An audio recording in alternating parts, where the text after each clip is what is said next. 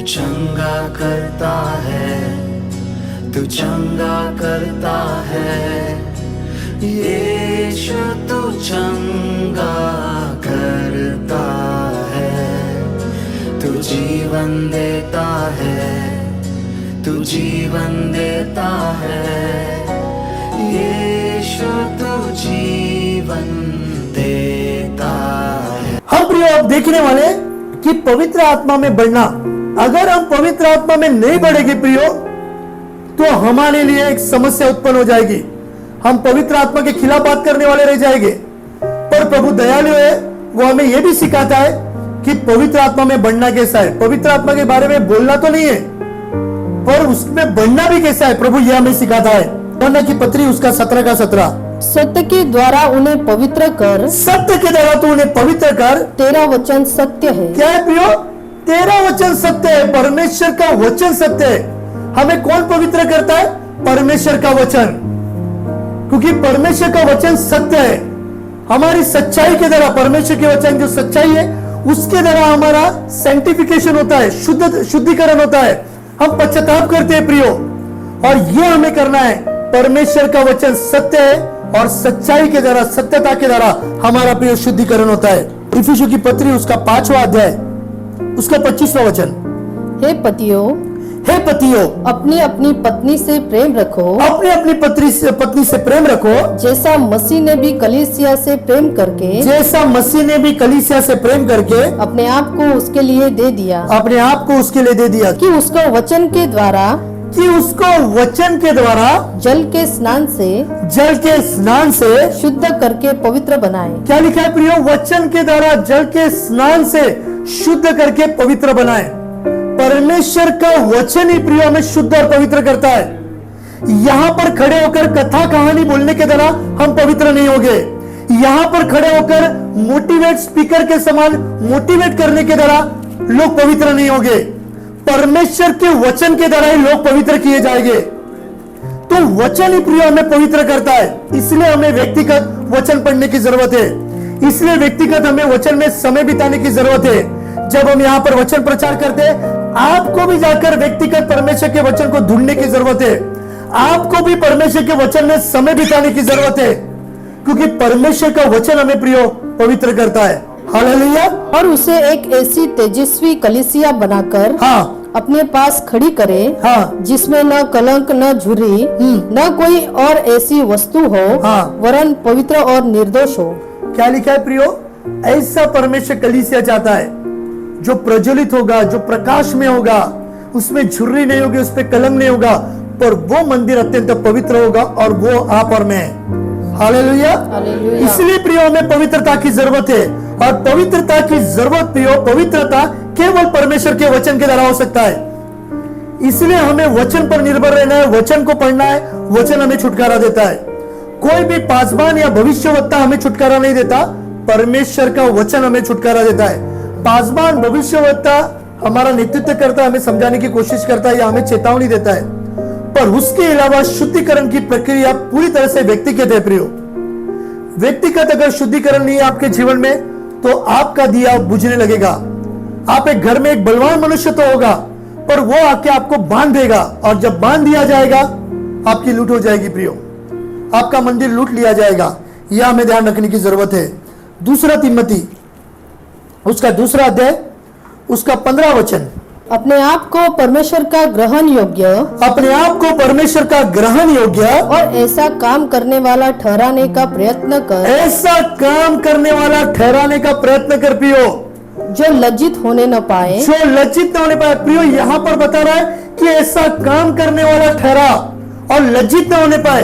ये व्यक्तिगत प्रियो लड़ाई है, ये व्यक्तिगत लड़ाई है अपने आप को पवित्रता में रखने की। अगर एक पॉर्न देखने वाला अपने आप पर, अपने शरीर पर कंट्रोल नहीं रख पाएगा प्रियो, तो वो पॉर्न देखता रहेगा। अनेक लोग आत्मिक हो सकते हैं, अनेक लोग आत्मिक होते हैं, वर्शिप चलाने वाले होते हैं, वचन देने वाले होते हैं, पर उनके जीवन में यह पाप हो सकता है प्रियो, वे ये सब पाप करते रह सकते हैं। अनेक लोगों को पॉर्न देखना बहुत अच्छा लगता है प्रियो, वो प्रेज़ द लॉर्ड भी बोलेंगे, वो भविष्यवाणी भी करेंगे, वो सारी बातें करेंगे, पर उनके जीवन में यह पाप हो सकता है। मैं किसी भी रीति से आपके ऊपर या मेरे ऊपर यह दोष नहीं लगा रहा, मैं बताने की कोशिश कर रहा हूं कि ऐसा पाप हो सकता है। इसके लिए प्रियो हमें यीशु मसीह के पास ग्रहण योग्य आना है, परमेश्वर के पास अपना जीवन समर्पण करके आने की जरूरत है। और ये बातें कब होती है प्रियो? जब हम मसीह जीवन में संगति में नहीं होते, एक दूसरे को सिखाने वाले, समझाने वाले नहीं होते, तब हमारा दिया प्रियो बुझने लगता है। इसलिए हमें शुद्धिकरण की जरूरत है। आगे, और जो सत्य के वचन को ठीक रीति से काम में लाता हो। क्या लिखा है प्रियो? सत्य के वचन को ठीक रीति से काम में लाता हो। वचन को क्या करना पड़ता है? ठीक रीति से काम में लाना है। इसका मतलब लोग गलत रीति से भी काम में लाते हैं। सत्य के वचन को क्या करना है? ठीक रीति से काम में लाना है। जब आप वचन को ठीक रीति से काम में लाएंगे, तब वचन आपके जीवन में कार्य होगा। हम वचन को काम में तो नहीं ला रहे, पर वचन बहुत हमें भायाट है, तो वो उससे हमारा बचाव नहीं होगा प्रियो। वचन को काम में लाने के द्वारा हमारा बचाव होता है। वचन बहुत पता है या वचन हमने बहुत प्रचार किया है, इससे हमारा बचाव नहीं है। वचन को काम में लाने के द्वारा हमारा बचाव होता है। आगे, पर अशुद्ध बकवास से बचा रहो। क्या लिखा है प्रियो? अशुद्ध बकवास से बचा रह। प्रियो, ये कलीसिया का सबसे भयानक हथियार है, अशुद्ध बकवास, जिससे मसीह जीवन में कुछ दूर दूर तक लेना देना नहीं है। कभी कभी हमारे लोग हमारी घर की समस्या लाकर दूसरे को बताते। ठीक है, अगर एखादे शाना मनुष्य है, वो हमारा कुछ नेतृत्व कर सकता है, हमें इसमें से छुड़ा सकता है, तो यह बताना कुछ गलत नहीं है। पर कुछ जरूरत न होने के कारण मेरे घर में ऐसा हो रहा है, मेरा बहू ऐसा कर रहा है, मेरा सास ऐसा कर रहा है, मेरा भाई ऐसा कर रहा है, मेरा माँ ऐसा कर रहा है, ये सब बकवास है प्रियो। इससे हमें बचे रहना है, हमें व्यक्तिगत प्रार्थना में बने रहना है। अगर बताना भी है तो आपके पास पासवान है, आपके पास बुजुर्ग लोग हैं, उनके पास जाइए, वो आपके लिए प्रार्थना करेंगे। अपने ही परिवार का ढंडोरा मत पीटिए लोगों के बीच में, शांत रहिए। मैंने अनेक ऐसे परिवार को देखा है, छोटा सा घर में कुछ होगा, 4 जन को जाके बताते। क्यों अपने घर का तमाशा बना रहे लोगों के बीच में? शांत रहिए प्रियो, परमेश्वर काम करने वाला है। कभी कभी ऐसी समस्या, ऐसे चैलेंज में से हमें जाना पड़ता है, प्रभु हमें तैयार करता है, पर प्रियो वचन हमें शुद्ध करेगा। अशुद्ध बकवास से बचा रहो, और अशुद्ध बकवास से बचा रह, क्योंकि ऐसे लोग और भी अभक्ति में बढ़ते जाएंगे। कैसा लिखा है प्रियो? ऐसे लोग और भी अभक्ति से बढ़ते जाएंगे। प्रियो, अभक्ति में बढ़ना के साथ अगर जब हम ऐसे दुष्टाई के बारे में बातचीत करते हैं, तो हम है ना परमेश्वर के शुद्धिकरण से दूर जाते हैं, सेंटिफिकेशन से दूर जाते हैं, और हमारा बातचीत है ना एक सीमा तक पहुंच जाता है। और वो सीमा कैसा होती है? कभी मेरे को मिलेगा ना तो कुछ बोलेगा तो मैं देख क्या करता हूं। हाँ, हुआ है बातचीत, हमने भी किया है। ये ऐसे ही होता है प्रियो, जब हम गलत बातचीत में बैठते ना, हमारा दायरा, हमारा एक सीमा जो होती है, जो एक रेशा होती है, वो कभी टूट जाता है, हमें पता भी नहीं लगता है। अभी तो देखो मैं क्या करेगा, अभी तो मैं सामने से बताएगा उसको, अभी बोलेगा ना तो देख, आंख को तो हाथ लगाने दे। हाँ प्रियो, सीमा टूटने लगता है। मैं ऐसा नहीं कहता कि हमें हमारे परिवार को प्रोटेक्ट नहीं करना, या हमारी पत्नी को या हमारे बच्चे को हमें प्रोटेक्ट नहीं करना, निश्चय करना है, समय आने पर हमें हाथ भी लगाना पड़ेगा। पर प्रियो, वो बात क्या जरूरी है आज बोलना या आज बताना लोगों को? इससे प्रियो क्या होता है, क्या आप जो भी शुद्धता की प्रक्रिया में से जा रहे प्रियो, वे बातें आपके जीवन में बुझने लगती है। इससे पौलुस कहता है कि आत्मा को ना बुझने दो। ये कलीसिया का अत्यंत भयानक पाप है प्रियो। शरीर में जब होते हैं तब विचार की एक लड़ाई होती है, वह एक प्रकार की आध्यात्मिक लड़ाई है प्रियो। उसने मेरे बारे में क्या बोला होगा, उसने मेरे बारे में क्या बोला, अच्छा है मैं आता ही नहीं है चर्च में, मैं घर में ही वही मैं ठीक हूं, मैं घर में प्रार्थना तो कर रहा हूं, मैं घर में उपवास तो कर रहा हूं। नहीं प्रियो, ये सब बातचीत हमें बंद करना है अपने बीच में। किससे आपको कुछ बात है, कुछ मालूम है, सामने सामने बात करो, शांति से, नम्रता से आप बात करो। मैंने भाई आपके बारे में ऐसा सुना था, आप ऐसे बोल रहे थे, आप ऐसा मत बोलिए, मैं आपसे बहुत प्यार करता हूं, मैं सच में आपसे बहुत प्यार करता हूं, प्रभु हम दोनों से बहुत प्यार करता है। कोई बहन के बारे में आपने सुना है, बहन मेरे बारे में ऐसा मत बोल, मैंने ऐसा सुना है, मैं जानती हूँ तो ऐसा नहीं बोला होगा, सामने वाले ने बड़ा चढ़ा के बोला है, पर तेरे कुछ भी है मेरे बारे में मुझसे बात कर। प्रभु हम दोनों से बहुत प्यार करता है। प्रियो, ये होता है सेंटिफिकेशन, ये होता है शुद्धिकरण। मसीह जीवन में हमें इस रीति से काम करना है। आगे, और उनका वचन सड़े घाव के समान है। उनका वचन कैसा है? सड़े घाव के समान।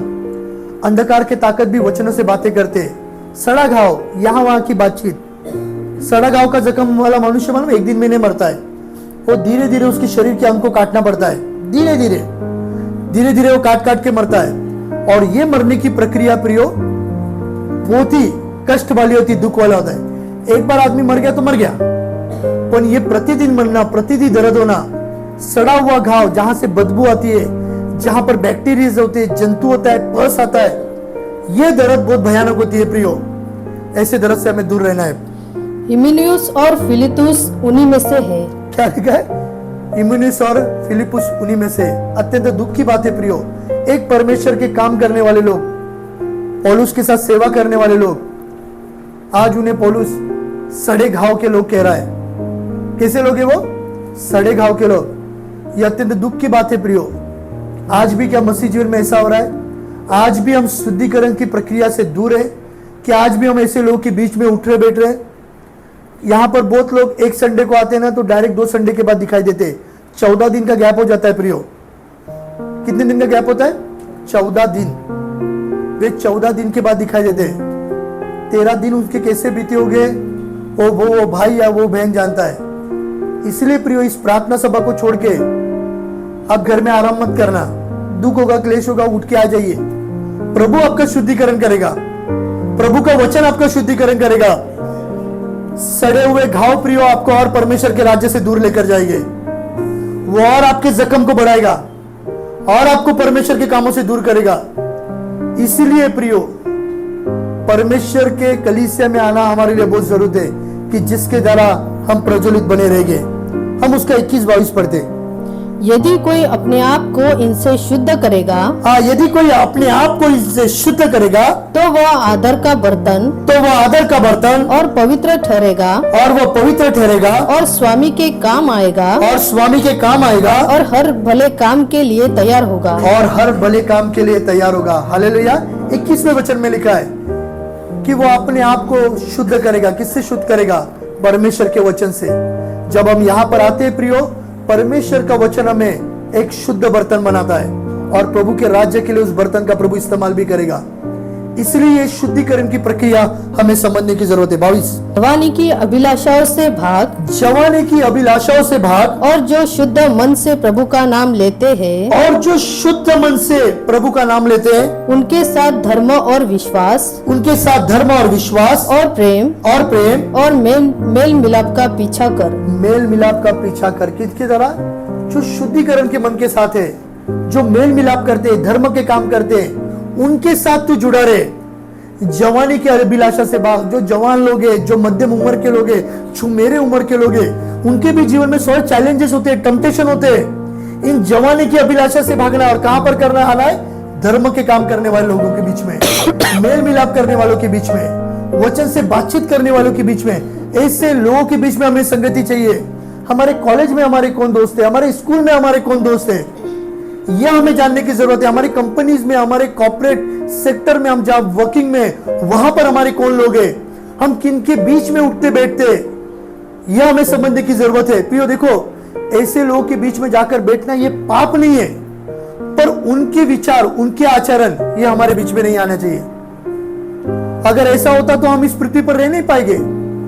हमें 2-2 कदम में ऐसे लोग मिलते हैं, पर प्रियो उनका स्वभाव, उनका व्यवहार हमारे बीच में आने की जरूरत नहीं है।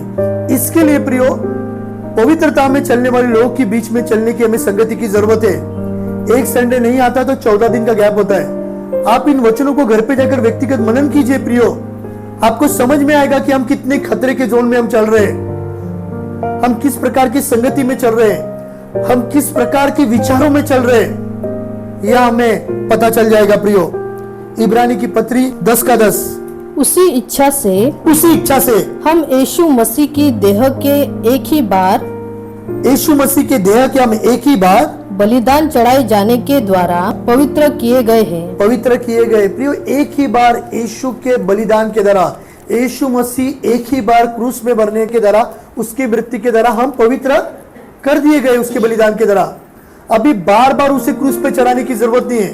अनेक लोग उसे बार बार क्रूस पर चढ़ाते हैं, अनेक जाति के लोग उसे बार बार क्रूस पर चढ़ाते हैं। एक बार यीशु हमारे लिए मारा गया, अब बस यीशु एक बार मारा गया, अब जो हम जीवित हैं उनके लिए, जो हमारे आने वाले बच्चे हैं उनके लिए, और भी पृथ्वी पर जितने लोग जन्म लेने वाले उनके लिए भी यीशु मसीह काफी है। एक ही उसका बलिदान, बार बार बलिदान देने की जरूरत नहीं है। एक ही बार यीशु मारा गया, गाड़ा गया, तीसरे दिन जी उठा, बस हो गया। उस पर विश्वास रखने के द्वारा हमारा उद्धार हो गया है। यह है शुद्धिकरण की प्रक्रिया, यह हमें विश्वास करना है। हालेलुया।